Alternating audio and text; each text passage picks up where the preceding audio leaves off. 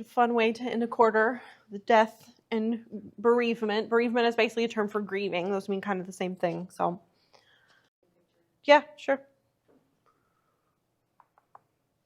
Yep. So across time and also across different cultures, we've had kind of different ways of defining death. Historically, oftentimes it was considered that if someone, if their heart stopped beating or if they stopped breathing, then that was kind of the indication that they had died. So that was sort of the marker of death for a lot of people.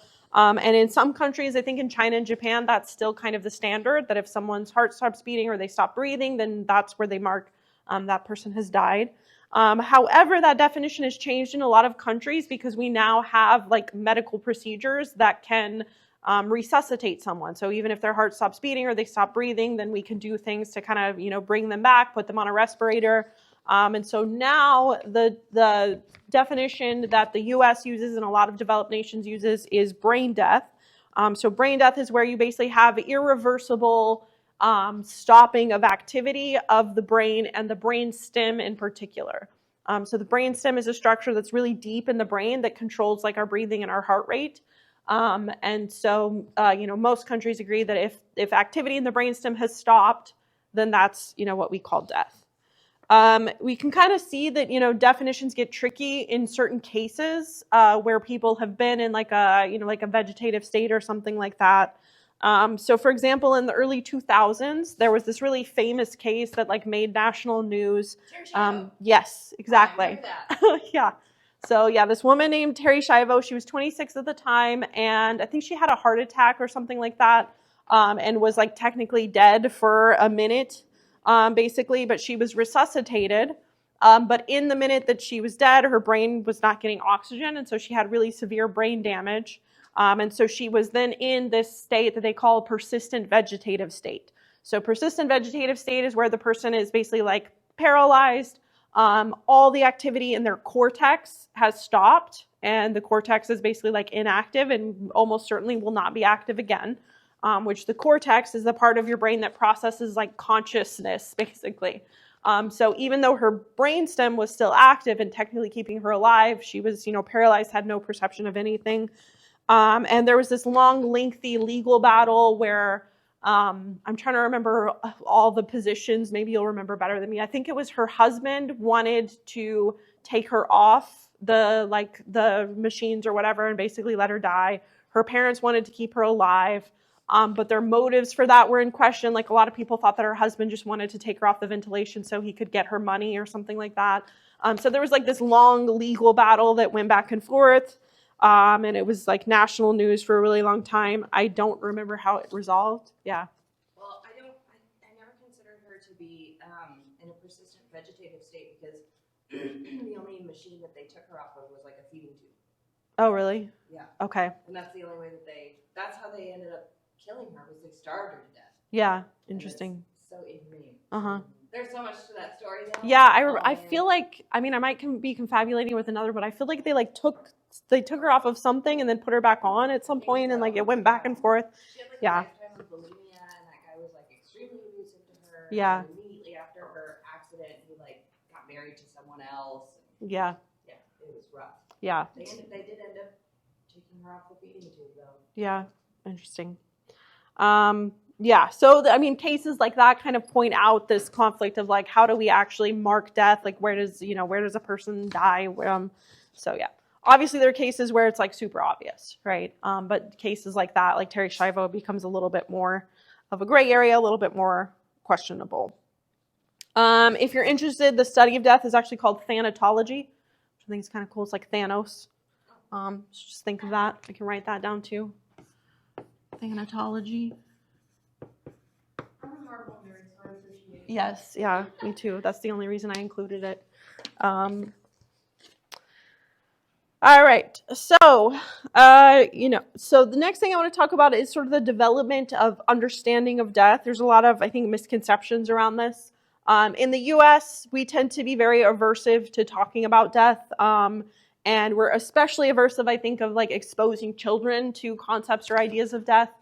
There's pretty good evidence that by age 6, children have a pretty much adult-like understanding of death, even if they haven't really been exposed to it in the past or in their own lives. So oftentimes kind of the justification of keeping children away from talking about it is that they're not going to understand it. But the scientific evidence kind of refutes that, and she's like, no, for the most part, children over age 6 are able to understand death pretty well. Children younger than 6, the main misconception they have is that they lack the understanding of the permanence of death. So they tend to think that death is kind of like sleep, that, you know, the person's gone, but they'll be coming back eventually. So by 6, like I said, they start to understand the permanence of it.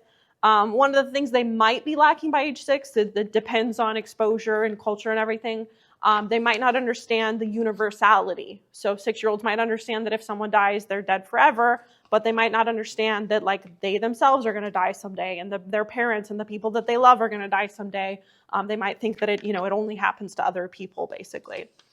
Adolescents also sometimes lack that concept of universality in a particular way. So adolescents, we talked about how they engage in risky behavior. They tend to more, weigh the reward of something. And part of that might be because adolescents seem to have this kind of implicit idea that they themselves are invincible, or that they can, do stupid things, and they're not going to suffer the consequences of it. So they might logically understand death is universal, but they tend to behave in ways that suggest that maybe they think that they themselves are invincible. As we get older, we tend to understand, again, logically all the concepts of death, but a lot of adults, again, especially in the US, tend to have a lot of death anxiety. So it's something they don't like talking about or thinking about, especially, specifically thinking about themselves dying or their loved ones dying. There's a lot of cultural differences or cultural variation in that, though. So, for example, in Mexico and Mexican cultures, it's very common to celebrate like Dia de los Muertos, where essentially the whole point of it is to celebrate loved ones who have passed on before. And so children in those cultures tend to have a lot more exposure to concepts of death, and specifically in like a positive way. And so it's been shown that Mexican adults tend to have a lot less death anxiety than adults in the US. There's other kind of like cultural examples of that. So basically, the more people are exposed to concepts of death, especially in a positive way, the less likely they are to have that anxiety. Middle adults start to become more aware that, sometimes people describe it as like up until adulthood, you tend to think about how much time you have how much time you have lived. And then as you get to adulthood, you start to think more about like how much time you have left to live. So it's kind of a shift in perspective. And so middle adults tend to, just become more aware. Late adults tend to be the most accepting of death out of all the age ranges. Probably not surprising, since they are the ones that are exposed to it the most. They're going to have experiences of loved ones and friends and things passing away.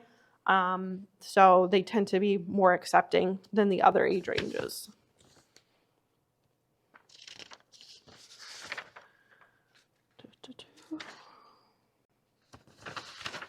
All right, let's talk a little bit about coping with death. So some of you might have heard of this like 5-stage thing of, coping with grieving.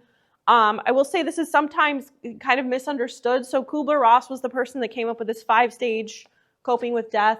And really this was applied to people who had been diagnosed with a terminal illness and they were coping with their own death. But then now that's been kind of applied to also looking at people who are grieving the death of someone else, of a loved one. And there's some evidence that in both of those cases, people tend to go through these 5 different stages before they can get to accepting either their own death or the death of the loved one that they have experienced. So typically the first stage that people will go through will be denial. So it's like they can't believe. This can take multiple forms. So that denial could be like outright saying like, no, this person didn't die, or I'm not going to die. Or sometimes the denial can be a little bit more subtle and more implicit, where you just kind of, if someone that you love has passed away, you kind of keep believing and acting as if they're still there. So there's sort of this denial stage that usually comes first. After that, people may experience feelings of anger and frustration. They may try to find, someone that they can blame for the death of their loved one or their own impending death. They may enter a stage of bargaining where they try to, if they're religious, that bargaining might be with like a God figure. They're trying to say, if you just give me one more week with this person, then I'll do anything. Usually then that's followed by a state of depression, so feelings of like sadness and hopelessness, before they finally eventually move on to acceptance. So, Kubler-Ross kind of came up with this stage by, my memory is that she basically observed people who had had a terminal illness, probably had them like journaling and things like that, the feelings that they were going through as they approached the end of their whatever sentence, or sentence is not the right word, what's prognosis? Yeah, the end of the prognosis of whatever time they had been given by their doctor. And sort of found these themes coming up over and over again from people. So that's kind of where this came from. And there's evidence, like I said, that a lot of people go through these stages, but not necessarily everyone will go through all 5 stages. They might happen in a different order than Kubler-Ross saw. And it also can like take very different forms from person to person. And then also the length of time, right? Like someone might be in denial for a day and anger for a day and bargaining for a day and then in a depression for a year and then finally accept the death, or, you could have any mix of that. So the timeline of grieving can vary drastically from person to person. Yeah. I remember there's something like your grief was when a kid in my class died. Mm-hmm. And I remember like going to his funeral and like it's kind of creepy now that I think about it because like that would have been really creepy if this happened. But I kept imagining him just waking up from his coffin, and I'm glad that didn't happen. That'd be terrifying. But, like you like talk yourself into he's just gonna come away. This is all just fake. Yeah. That's that denial stage. Yeah. Yeah. Yep. Yeah. You find all these ways to like logically convince yourself that it didn't actually happen or it's not happening or, yeah. Is the anger part, is that towards like the person or is that just towards? It could take any form, like I said. So like when you start getting into the specifics of what each of these stages look like, it's so variable, right? Because it depends on who died and how they died. Like I've known people who had a loved one passed away and they're angry at themselves. Like they find some way to blame themselves. Like if I had done this thing differently, they would still be alive. Or they might be angry at the person who died. Like, if they were drinking and driving or, like they did something where it's like, they did something that their choices led to their death, then that anger might be reflected on them. It might be towards the healthcare system, right? You might feel like, oh, my grandma would have still been alive if they would have given her this medication instead. And so then that anger is directed there. So it could be directed anywhere. It's just. I experienced anger last. Yeah. Yeah. So that's what I'm saying. So yeah. So what has been found is that what Kubler-Ross originally proposed is like these 5 stages.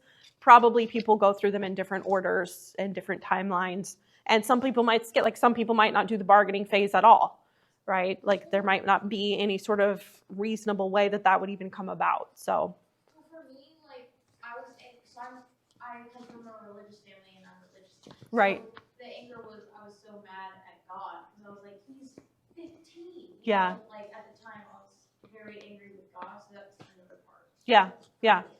And that's another thing that will change. Like if you, depending on your religious background and your cultural background, like where all of this is targeted towards. So, yeah. So because of that, grief can look very, very different from person to person. I feel like we tend in our culture to think like grief should look like something, and like no, it can be totally different. Some people, when they're in grief, it's very obvious. They're crying a lot. They want to talk about it a lot. Other people just like shut down and want to isolate and want to not talk about it or think about it. So there's like a million different ways you can grieve.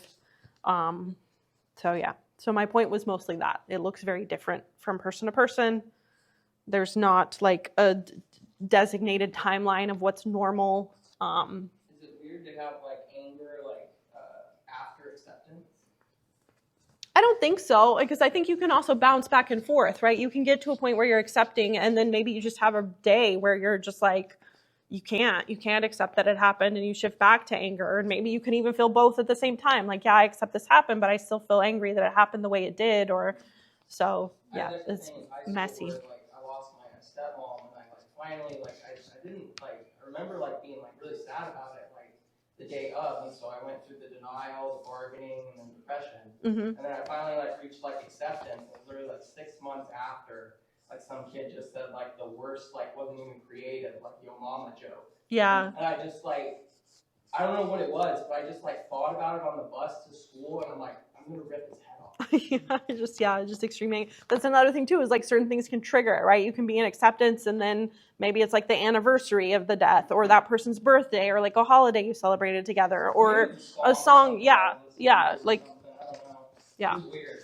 I've always was wondering that. Yeah. Like, one of my best friends, her dad died in a car accident.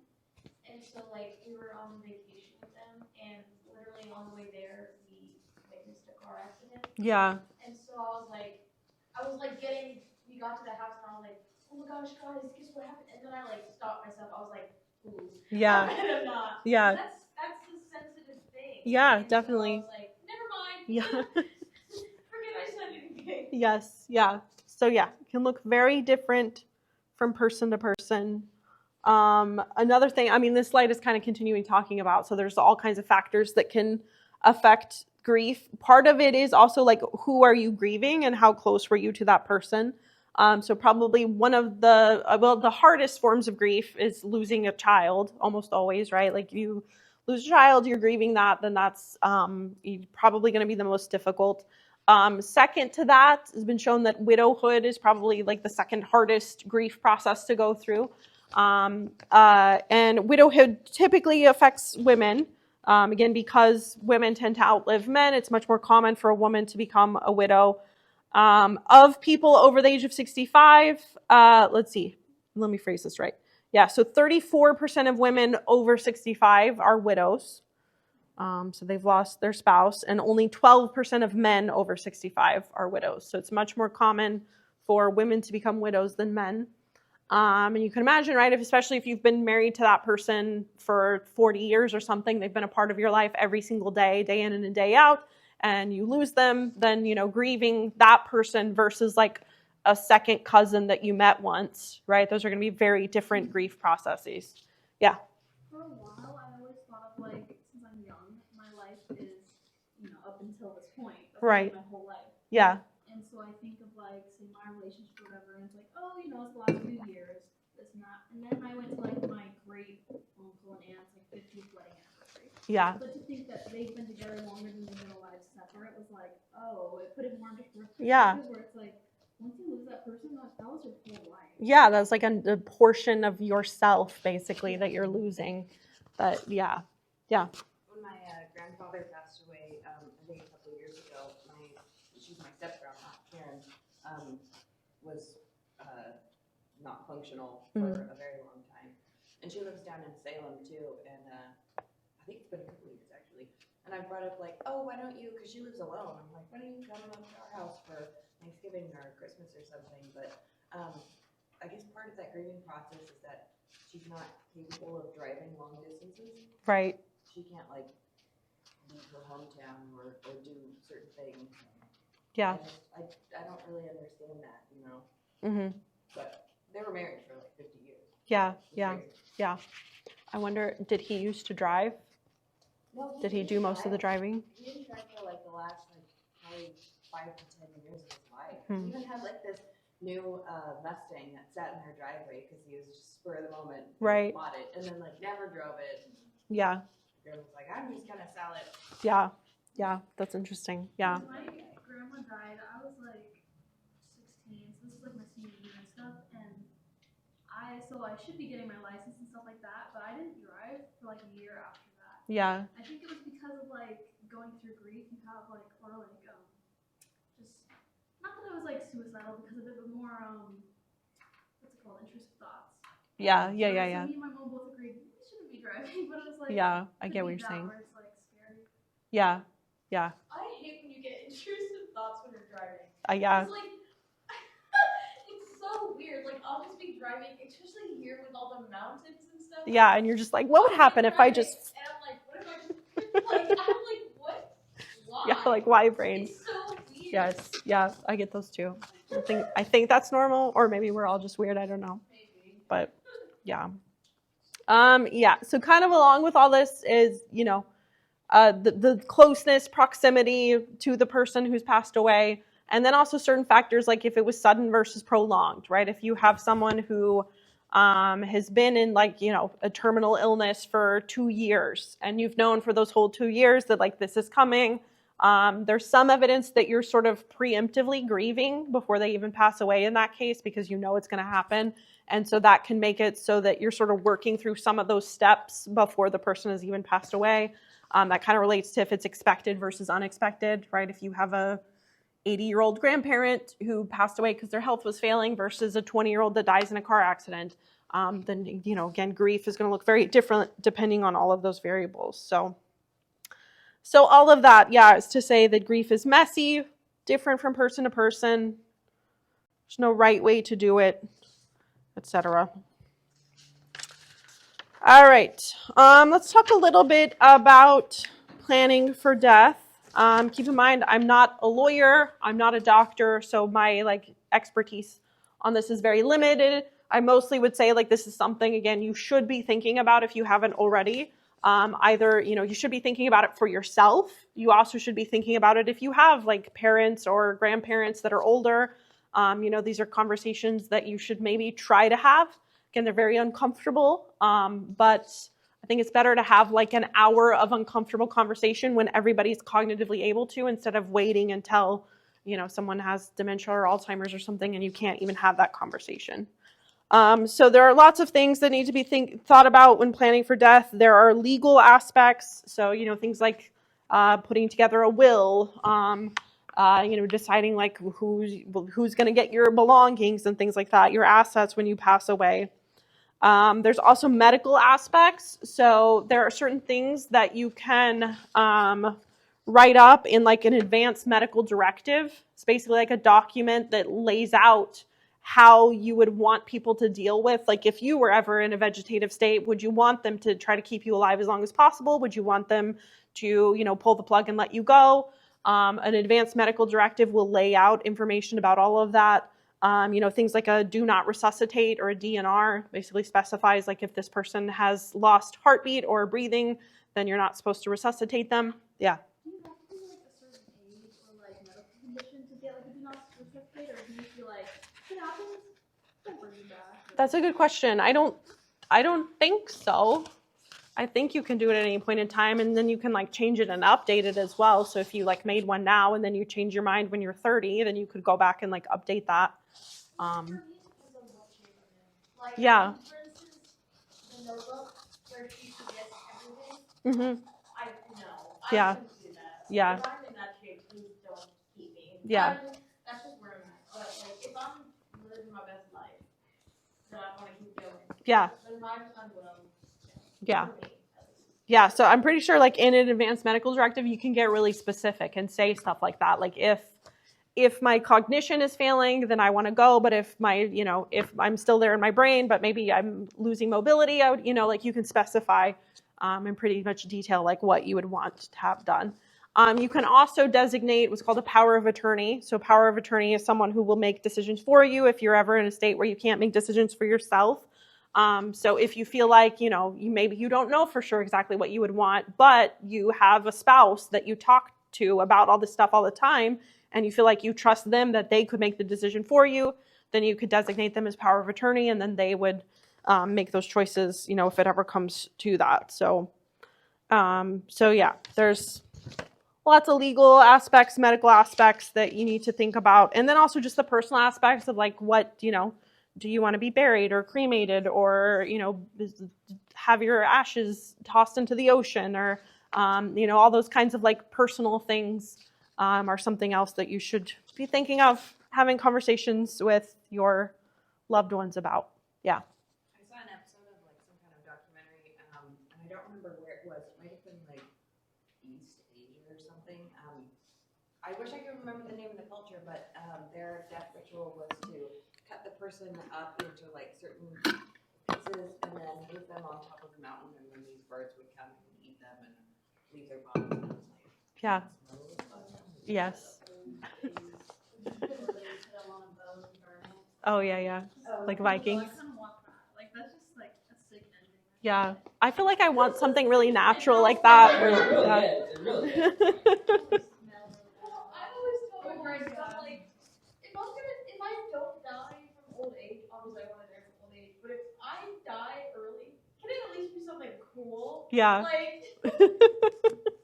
Like, I don't know. I remember I was giving examples, and they're like, Meredith, that's not cool. I was like, well, it's a story, okay? Yeah, you want something at least interesting.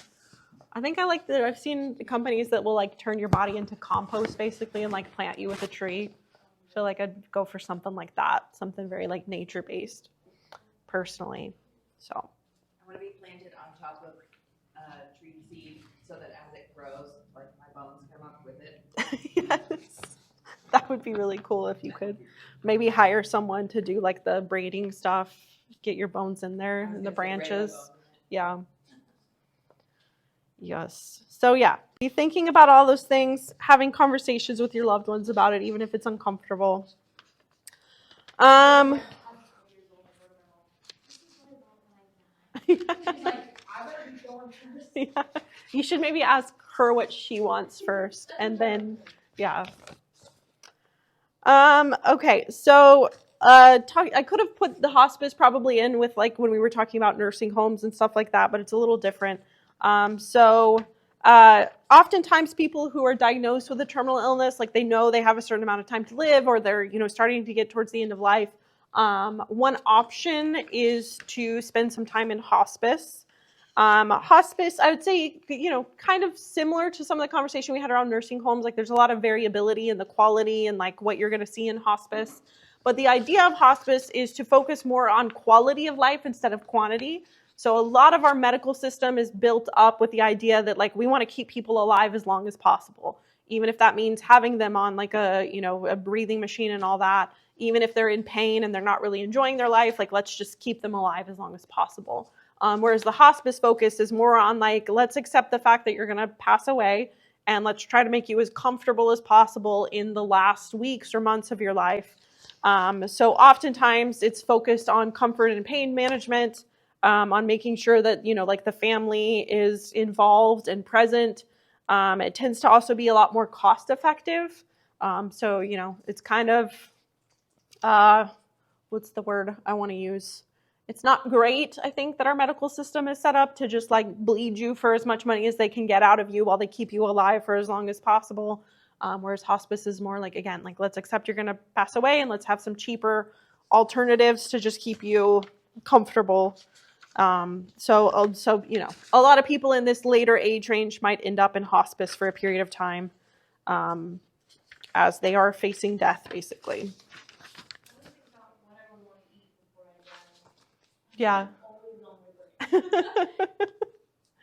It all depends on the state of your taste at that time too. You're gonna need lots of extra sugar and salt on whatever it is. Yeah. I honestly worry about if I ever end up in like a nursing home or something. Like, do they allow the married couples to have sex? I mean, You look like you can answer that. They don't get their own room. We just ask that they lock the door Mhm. or be like, hey, don't come in. Yeah. Because I've walked in on old people having sex too many times.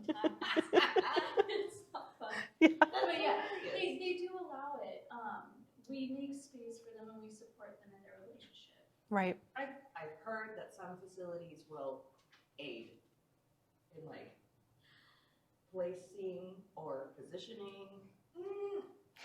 So I've never done that before. If they physically need help to have sex, we don't go in and help them at all. Yeah. If they need help with positioning, if they need a towel or something or stuff to clean up, we'll give them the supplies. But that's their private thing, and it is not our job to make their sexual experience better. Yeah. That's between the two of them. Interesting. I would be I've so never even like considered that. I considered it because this great grandma, she was banging until the day she died. I mean, they would like knock their TV over sometimes. They were old. Yeah. They were like 90s. I read a report once that was basically like, fun fact, your grandparents are busy way more than you realize. It was like, oh, thanks. That's funny. Yeah. I I have a lot of stuff I probably need to cut out of the recording of this one for future classes. Most classes are not as open as y'all have been this quarter, so I'll just that's just for us. Start with Wow. All right, okay. How do I even transition from that to? There's not. Yeah, Where'd that even go? I know. I was writing and then I was Yeah, I was like, I was a little like, wait, we're talking about that? I thought we were talking about hospice. My stepmom went to hospice. We didn't have none of that. Um, Oh, man. all right. Okay, moving on. So, you guys might be aware of Death with Dignity because it started in Oregon, so very close to you. So Death with Dignity is an Oregon law. Did you Yes. say death started in Oregon? No, Death with Dignity. Oh, I was So- like, that doesn't make sense. The first person to ever die was in Oregon. No one died. No. Death was in Oregon. No. So Death with Dignity is a law in Oregon that basically allows for voluntary euthanasia. So voluntary euthanasia is basically where a medical person will assist someone in essentially suicide if they have decided that that's how they want to go, basically. There's a lot of controversy around this concept for a lot of reasons. So Death with Dignity is both the name of the law in Oregon, but then it's also kind of this broader concept that's trying to like push for laws that allow for voluntary euthanasia in other states and other places. Right now, Death with Dignity has been implemented in a few other states. It's still not like legal in the entirety of the U.S., and there's lots of countries that also don't allow for it. Yeah. I know in Canada, their laws and rules around voluntary euthanasia are way looser than in the U.S. I have a Canadian friend who's always like, I mean, I could just like, it's like Futurama, just go into a suicide booth, pretty much. Yeah, I see. There's like, I qualify for it. yeah, there's a meme I see on Reddit all the time that's like someone with a broken arm, and it's like in the U.S. it's like that'll be $100,000, and then in the U.K. it's like we'll fix it, but it'll take us like 4 years, and then in Canada it's like just go kill yourself. Yeah. I'm like that's hurts how accurate that is. Need dental work, though, go to Japan. Yeah, If you can pay for the flight, I guess. yeah. All right. So Death with Dignity, like I said, this law and this concept to allow voluntary euthanasia. The places where it is legal in the U.S. is extremely restrictive. So you have to be fully like cognitively aware. So someone who has Alzheimer's or dementia is almost never going to qualify for voluntary euthanasia. You have to have a terminal illness, and I think you have to have like a 6-month prognosis or less. And then there's like this whole process you have to go through in order to actually follow through. You have to have in writing claim that you want it. And then I think you have to do that at least twice. That's like 24 hours apart to make sure you're like totally sure you want to do it. There has to be a doctor who like approves it. And then I think there also has to be like a second opinion. Like there's just a whole process that's very restrictive and very complicated. So it's not used super commonly. That reminds me of like the later term abortions, Mm-hmm. because it's kind of on the same vein, I guess, but Right. you have to like go before like a board, and then they may or may not approve it or something, and you Yeah. have to have diagnosis, oh, the baby's not gonna live for X amount of time after it's born. Right. It's the same thing. Yeah, it's a very extensive like case by case process where there's a lot of like governing bodies making the decision or whatever. Yeah. Actually, okay, I got that wrong a little bit. So you have to have a written thing saying you want to, and then 15 days later, you have to have another one showing that you still want to follow through. So it's like very, very restrictive in the U.S. I did have a slide on this, but I already talked about it. I got ahead of myself. So talking about using psilocybin to treat death anxiety. I'm trying to think if there's anything else I wanted to say about it we didn't already talk about. I think I said all that. Yeah. Do you have any questions about this in particular? Since we talked about it before. Take this down, probably. Yeah. So I talked about how, you use psilocybin to treat death anxiety. So usually there's like therapist or someone who's supervising it. There's a lot of like thought that goes into that as well. The ones I've seen, they often will like prepare a playlist of very curated music that's supposed to like guide the trip in a positive way. They usually have both a male and a female guide for some reason. And they go through this whole process where they like make the person comfortable. I want to say they have like an eye cover on usually while they're going through the trip or whatever.